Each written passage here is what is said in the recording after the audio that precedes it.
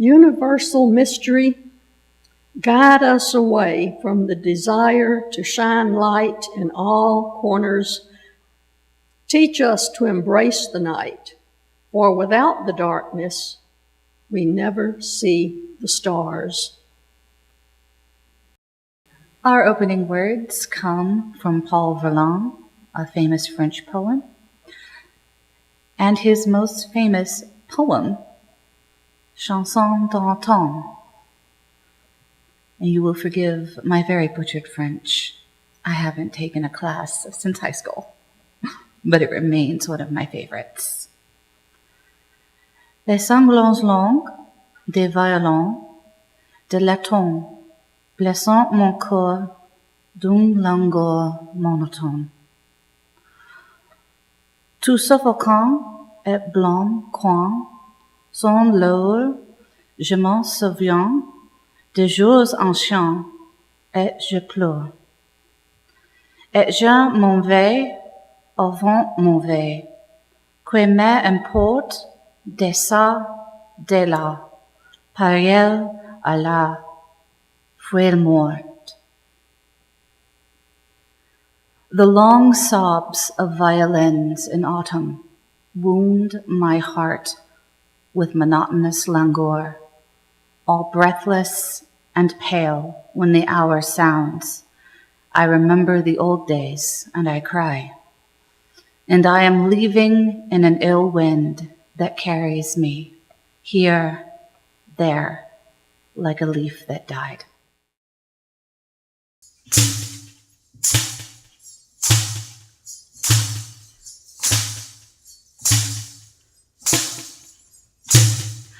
Isis, Astarte, Diana, Hecate, Demeter, Kali, Inanna.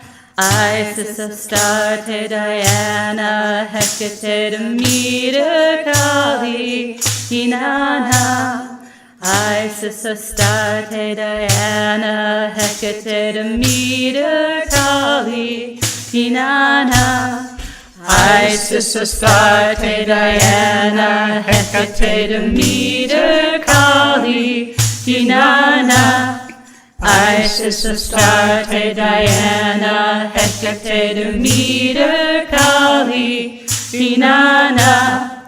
Isis, Astarte, Diana, Hecate, Demeter, Kali, Inanna. Isis, Astarte, Diana, Hecate, Demeter, Kali, Inanna.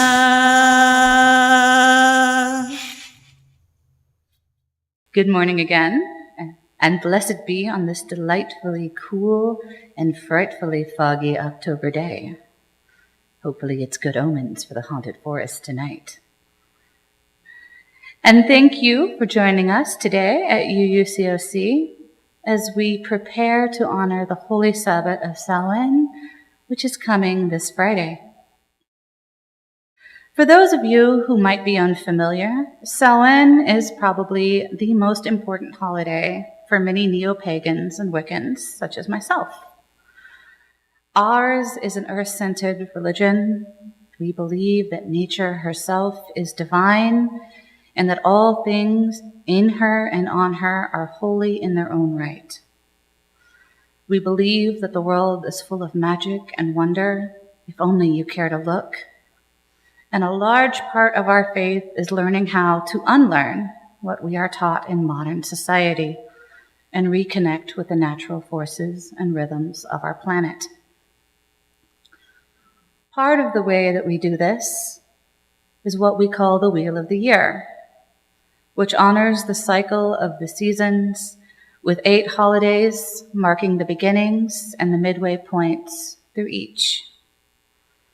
Samhain sits between the autumnal equinox of Mabon, when the hours of day and night are equal, and the winter solstice, Yule, when the light of day is the shortest and the night is the longest. Samhain is technically the middle of the autumn season, but in many ways, it is more of an end. Samhain is a season of endings. In the past, it has been called the final harvest. For practical reasons, the Gaelic people that we inherited this holiday from, for them, Samhain was pretty much the last chance they had to get anything in from the field to the barn.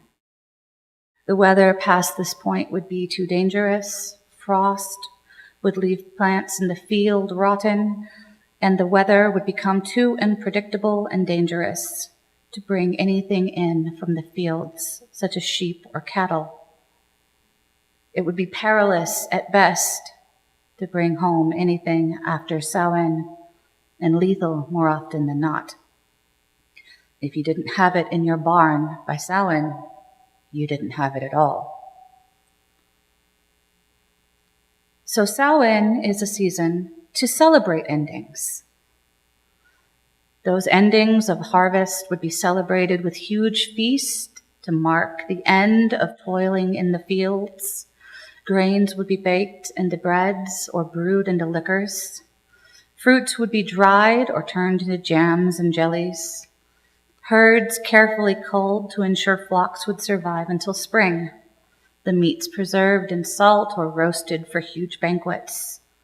Supplies would be meticulously stockpiled, and what couldn't be kept would be roasted, baked, and stewed, shared in massive celebrations for all. But it wasn't just the end of the harvest honored.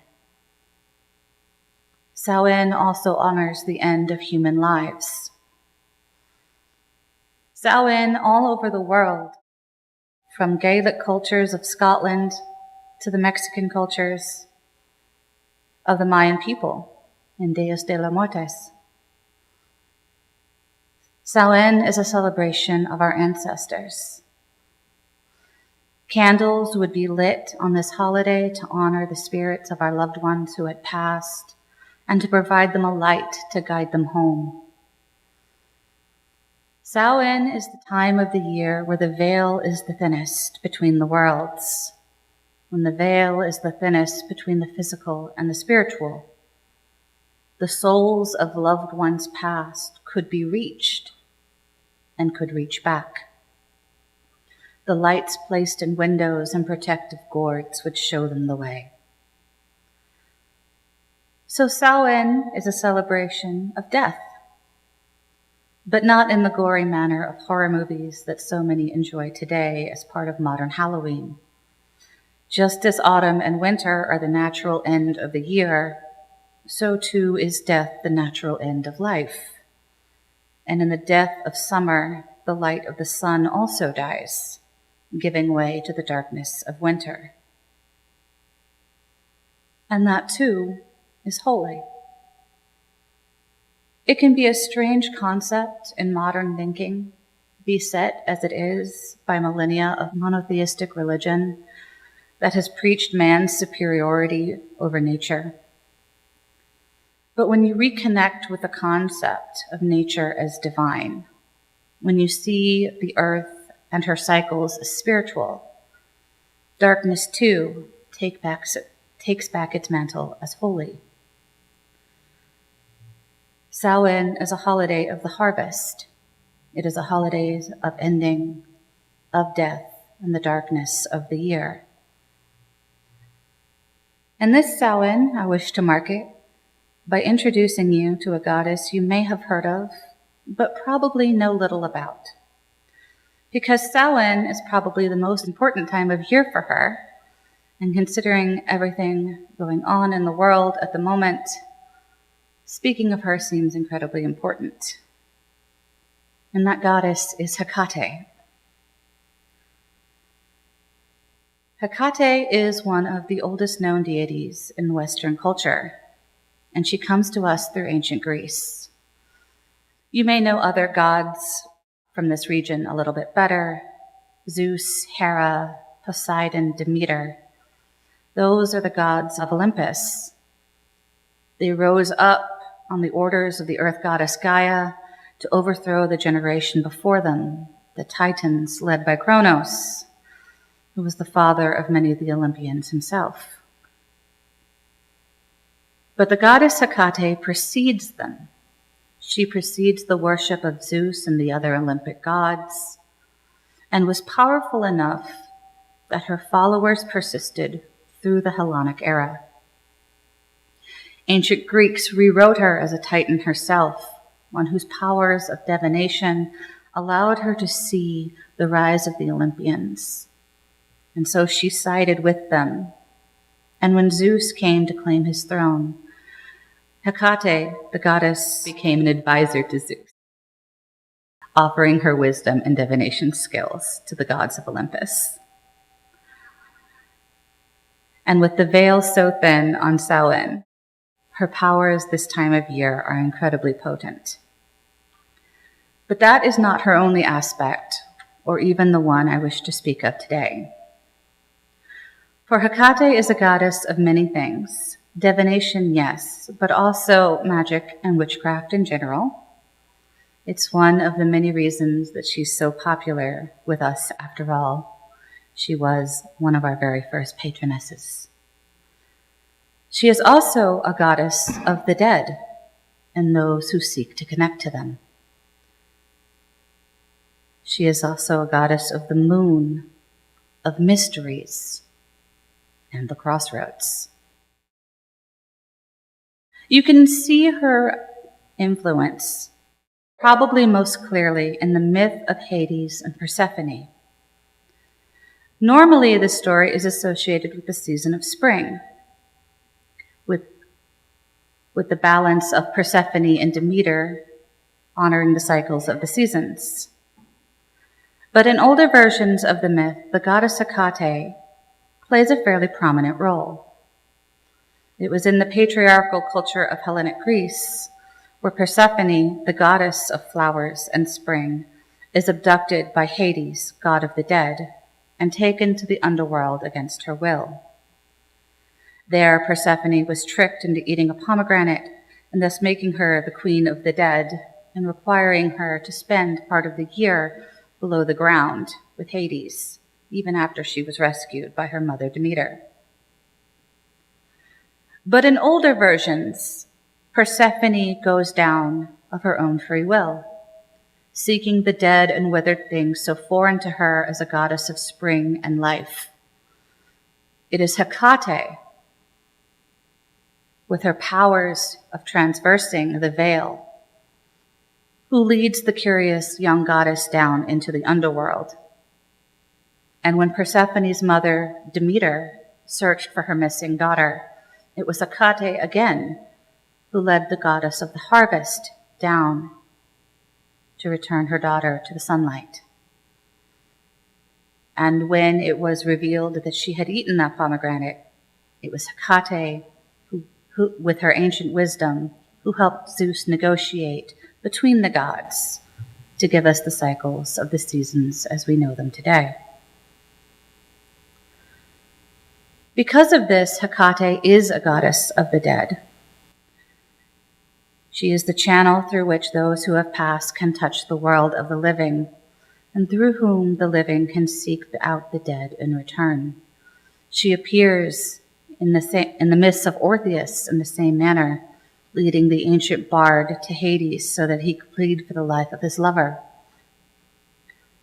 And it is Hecate who guides Orpheus down and back again, though she is not able to stop him from turning around and dooming himself. For Hecate is the goddess of the dead and the goddess of the crossroads, both in life and in death. Her triple-headed visage looks forwards, backwards, and all around, able to see the past, present, and future all at once. She is often shown carrying 2 torches, one in each hand. For though she is a goddess of darkness, she is also a light keeper. Hecate is the goddess with her torches that allows you to see a path through the darkness. She is a goddess of darkness and secrets, so she does not shine her light like a sun, illuminating the whole world all at once. Hecate only points her torches in the direction you need to go. She only shows you what you absolutely must know to continue. Hecate will show you the path, but she will make you walk it herself. You cannot be scared by only the little light that she gives you. You have to take her torch for yourself and walk on your own. Because Hecate is the guardian of the crossroads. But when we face such a predicament, the choice must be ours alone. The gods help those who help themselves, after all.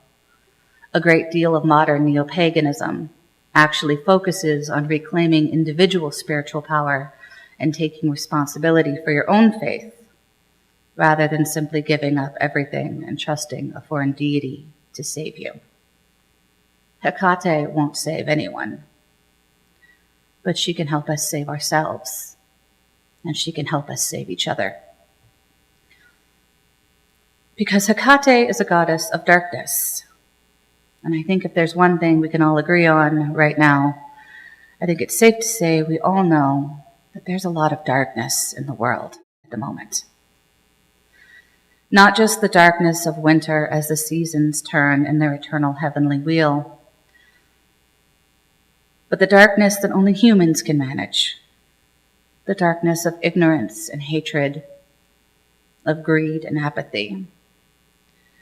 The evil side of darkness that leaves men's hearts rotting in their chests just as surely as they leave corpses rotting in ditches in their violence. The darkness that snatches neighbors from streets on their way to work, gasses children in schools they should be safe in. The kind of darkness that lets millions starve and die from preventable diseases, while it builds gilded ballrooms to its own flitting desire. Hecate is a goddess of darkness, but that is not her darkness of choice, even if she can mold it all the same. Hecate can guide you through that darkness. She can navigate it. She can light that little path. And she can also help you guide others even as you walk it yourself, as long as you're willing to do the walking. It's a poignant predicament that we're facing, unfortunately. The darkness is already here, like the cold of winter as it inevitably approaches. And I think we all know that it's going to get worse before it gets better. The nights are going to get longer before the sun returns. History has taught us that. And I like to think that we're smart enough to learn from it, even if others have doomed us to repeat it all the same. But even as we find ourselves at the crossroads, Hecate reminds us that we can't just sit here and wait to be saved. We know that we have to act, to help ourselves and to try to help others if we want to make it through this winter of discontent, to see a better world rise in the spring. Hecate offers the torch. She offers a light to guide you through the darkness, that a path is there. You just have to walk it carefully. Hecate is here to remind us that while the darkness is inevitable, for autumn will turn to winter, surely as day turns to night, staying in it is a choice. She holds up those torches for a reason. Hecate might not show us everything, but everything she shows us is important. Mr. Rogers once said, "Look for the helpers." Even when the world feels like it's falling apart, good people are still trying to build. Our mass media might be controlled by billionaire conglomerates and complicit in censorship, but legitimate news sources still exist. There are still testimonies of resistance and resilience when we know where to look for them, We just have to shine the light in that direction. It's important to find those pieces of hope in the glut of sludge the news churns out. It's important to document it ourselves whenever we can. Those little lights, those things that keep us sane when the world goes mad.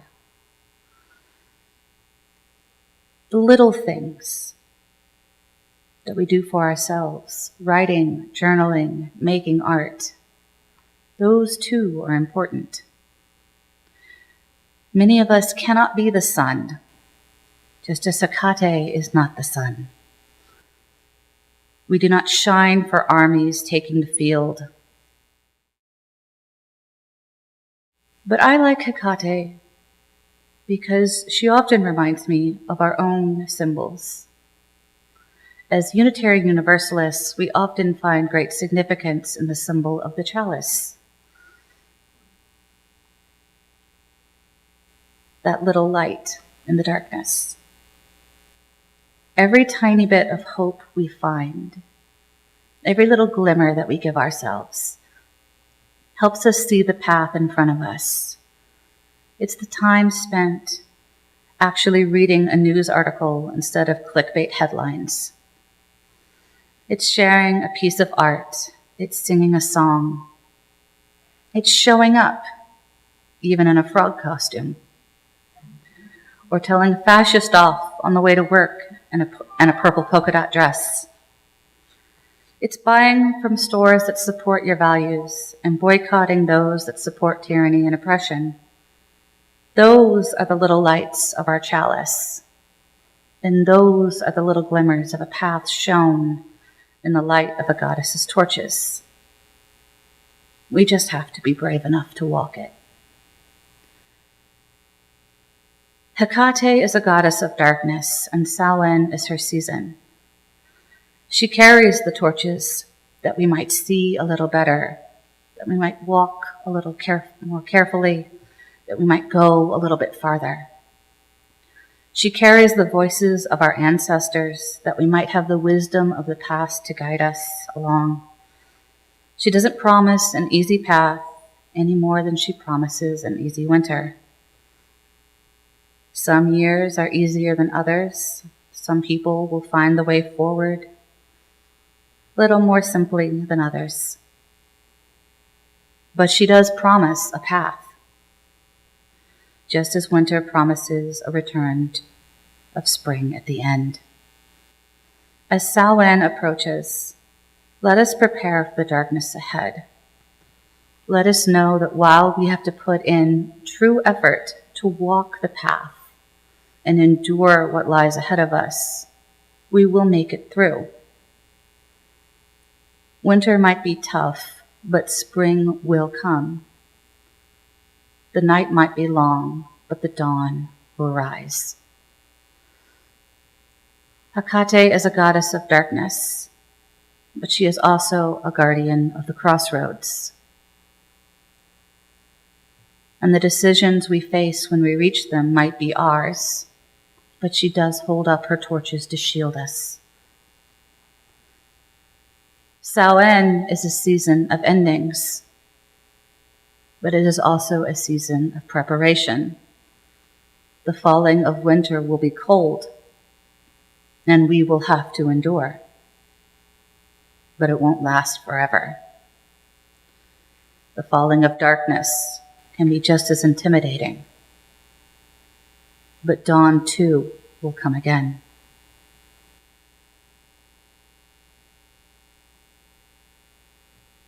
So this Samhain, as you light little candles and pumpkins, like ancient torches to welcome the spirits of the ancestors home, remember that you too have that torch. And it has been given to you by a very ancient and divine power, and it will carry you through the darkness. You just have to walk it. Blessed be.